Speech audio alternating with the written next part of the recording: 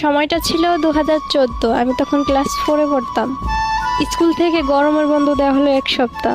তো আমি বাসায় যে আম্মুকে বললাম, আম্মু অনেকদিন মামা বাড়ি যাই না, গরমের বন্ধ দিছে স্কুলে, তো মামাদের বাড়িতে বেড়ায় আসি। আম্মু বলল, তোমার আব্বুকে বলো। আব্বুকে গিয়ে বললাম, আব্বু মামাদের বাড়ি বেড়াতে যাব, স্কুল বন্ধ দিছে।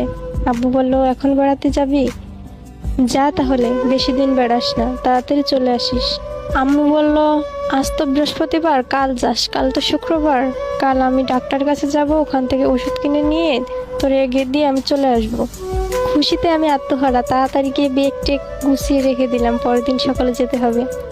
মামাদের বাসা আমাদের বাসা থেকে বেশি দূর না, 20 টাকার ভাড়া। আম্মু ওষুধ কিনে আমাকে মামা বাড়ি রেখে বাসায় চলে গেল। দিনটা খুব ভালোই কাটছিল আমার মামা বাড়ি গিয়ে।